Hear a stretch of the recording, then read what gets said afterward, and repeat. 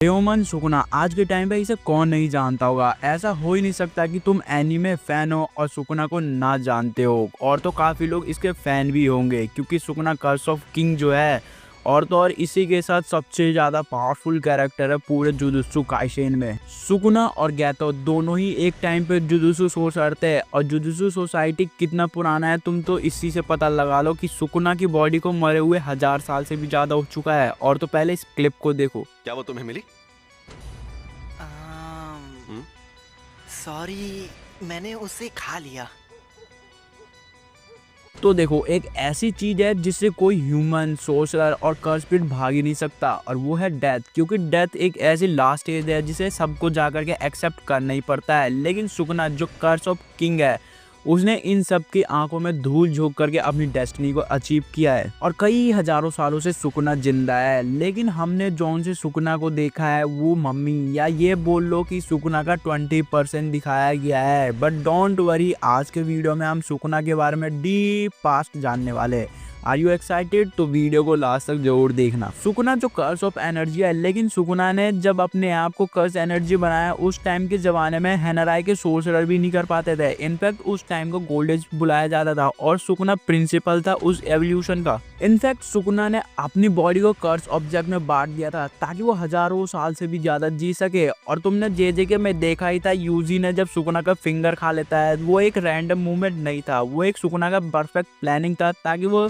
Human body में import कर सके। सुकुना ने अपनी बॉडी को कर्स ऑब्जेक्ट इसलिए बनाया था क्योंकि अच्छे से पता था उसे कि कर्स ऑब्जेक्टिव एक ऐसी चीज होती है ना तो इसे कोई श्रापित शक्ति मिटा सकता है और ना ही कोई सोर्सरर। इनफैक्ट एंजल ने भी बताया है कि किंजाकू के एग्रीमेंट से पास्ट के जितने भी सोर्सरर थे वो सब एग्री करते हैं क्योंकि वो कभी इमिडिएट ही नहीं कर पाए जो सुकुना कर दिखाया क्योंकि वो बिल्ड डिफरेंट है। भले ही सुकुना का नेचुरल डेथ हुआ है और वो अपने बॉडी को कर्स ऑब्जेक्ट में बांट दिया है ताकि वो अपने वेसल को मल्टीपल टाइम चेंज कर सके और जो कि ये कुछ ऐसा है कि एंजल जैसी सोर्सर भी नहीं कर सकती। इनफैक्ट ये एबिलिटी इतनी ज़्यादा फ्लेक्सिबल है कि किंजाकू ने चैप्टर 55 में ये कहा है कि सुकुना अपनी मर्जी से वेसल चुन सकता है। तुम मानो या ना मानो, ये एबिलिटी काफी एक्स्ट्रा ऑर्डिनरी है और इसी एबिलिटी से ये अपने आप को कहीं भी कोऑर्डिनेट कर सकता है। और तुमने खुद ही नोटिस किया होगा कि जेजेके के सीजन 1 में जब ये सुकुना की बॉडी में था तब ये क्या बोला था। तुम पहले इस वीडियो को देखो फिर खुद ही समझ जाओगे कि सुकुना ने क्या बोला था।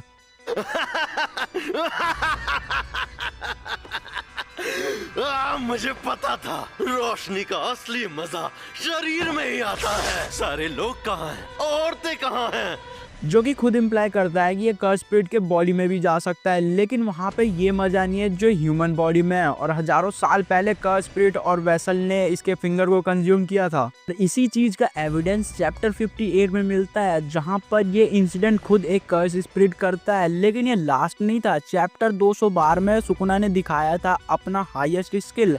उसने अपने सोल को एक फिंगर में कन्वर्ट किया और मेगुमी को खिला दिया और फिर सुकुना ने मेगुमी के बॉडी के ऊपर डिकोवर किया। यही चीज सुकुना ने चैप्टर 9 से सोचा था जो फाइनल हुआ चैप्टर 212 में। नॉर्मली सबने देखा है कि यूजी अपने ऊपर टेक ओवर नहीं करने दे रहा था सुकुना को और इसी चीज में सुकुना काफी टाइम फेल भी हुआ है। नॉर्मली अगर यूजी एक मतलबी इंसान होता तो ये चीज सुकुना के लिए काफी ज्यादा ईजी हो जाती यूजी को कंट्रोल करना। किंजाकू ने इस चीज को मेंशन भी किया चैप्टर 222 में कि इसे वो ह्यूमन बिल्कुल भी पसंद नहीं जो एक्शन नहीं लेते हैं, भले ही इनकी डेथ उनको देख क्यों ना रही हो। अपने अंदर की नेगेटिव एनर्जी को बढ़ाते हुए मेगुमी को डार्कनेस में धकेल दिया सुकुना ने। जुजुत्सु काइसेन जिस कॉन्सेप्ट को फॉलो करता है उस कॉन्सेप्ट का नाम है समसारा। समसारा ऐसा कॉन्सेप्ट है जो बुद्धिज्म से कनेक्टेड है और उनका मानना है कि लाइफ एक सफरिंग है, कि तुम जीते हो, तुम मरते हो और तुम फिर से दोबारा रीबर्थ लेते हो। ये एक साइकिल है, ना ही तो इसका कोई शुरुआत है और ना ही इसका अंत है। जुजुत्सु काइसेन का मांगा हमें दिखाता है कि कैसे गोजो ने कमबैक किया अपने डेथ के बाद ताकि वो इस दुनिया को बेटर चेंज दिला सके। और गोजो रिप्रेजेंट करता है अच्छाई को जो कि दुनिया के लिए होती है और इसी के ऑपोजिट सुकुना रिप्रेजेंट करता है एक सेल्फिश और एविल को। और इन दोनों के फाइट भी यही शो करता है कि ये दोनों एक दूसरे से कितना ज्यादा डिफरेंट है। चैप्टर 220 में किंजाकू हमें दिखाता है सुकुना का रियल बॉडी जो टेंगन के बैरियर में था और इस टाइम पे सुकुना काफ़ी अनयूजुअल पोज में था जहाँ पे ये बुद्ध मेडिटेशन पोज में था और ये रियल लाइफ से इंस्पायर है जहाँ पे मॉन्क काफ़ी सफरिंग करते हैं अपने डेथ को एक्सेप्ट करने के लिए। जहाँ ये मॉन्क अपने मटेरियल नीड यानी धन दौलत खाना पीना ये सब छोड़ते हैं और बढ़ते आगे की तरफ और एक्सेप्ट करते हैं अपने डेथ को। लेकिन इनके में एक ट्रेडिशन है कि ये सब छोड़ने के बाद इन्हें एक पेड़ खाना पड़ता है और इस ट्रेडिशन का नाम है मुकुजिकी। अगर कोई मॉन्क ऐसा करना चाहता है तो उसका मतलब होता है कि वो ऊपर जाना चाहता है सीता हेवन में। सीता हेवन बुद्धिज्म का one of the top stage होता है जहाँ पे रेजिडेंट 1.6 मिलियन ईयर्स तक जीते हैं एंड फिर अगेन रीबर्थ लेते हैं। अब जानते हैं कि सुकना इमॉर्टल क्यों है और उसकी लाइफ इतनी लॉन्ग क्यों है as compare to other sorcerer. Chapter 222 में एक और चीज देखने को मिली है कि अकेला सुकना ही नहीं है जो इस प्रोसेस को ममीफिकेशन से गुजारता है। सुकना इस चीज को स्टेट करता है कि वो टेंगन ही था जो उसकी बॉडी को ममीफिकेशन से गुजारता है और इस चीज को सुकना काफी आइकॉनिक बुलाता है। और ये चीज भी लिखा हुआ मिला है कि जब सुकना जिंदा था तब वो किसी से डिफीट ही नहीं हुआ था। यही उसका रियल डेथ एक नेचुरल कॉज से हुआ। वो मास्टर टेंगन ही थे जिसने सुकना की बॉडी को प्रिजर्व रखा और ख्याल रखा कि ये बॉडी 1000 साल तक भी सही रहे। और यही रीजन था कि हमें सुकना की बॉडी एक बैरियर के अंदर देखने को मिला और उसको गार्ड कर रहे थे टेंगन सर। नाउ ये चीज़ काफ़ी ज़्यादा सेंस बना रहा है कि एंटायर टाइम ये मास्टर टेंगन ही थे जिन्होंने पूरे जापान में बुद्धिज्म को स्प्रेड किया और जुजुत्सु का बेसिक स्ट्रक्चर बिल्ड किया जो कि था अप्रोक्स 1200 साल, जो कि इससे पता चल रहा है कि सुकना के पीरियड से भी पहले का है। और इससे ये भी पता चल रहा है कि मास्टर टेंगन कितना ज़्यादा नॉलेजेबल है किंग ऑफ कर्स सुकना से भी।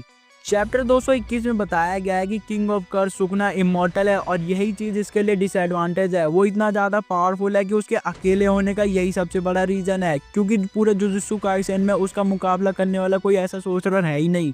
लेकिन फिर उसका मुलाकात होता है सातोरू गोजो से 1000 साल बाद और सुकना को अपने सारे ड्रीम अचीव करने में काफ़ी ज़्यादा प्रोसेस लगे थे और 1100 साल बाद वो एक नॉर्मल ह्यूमन से किंग ऑफ कर्स बना था पूरे जुजुत्सु काइसेन में।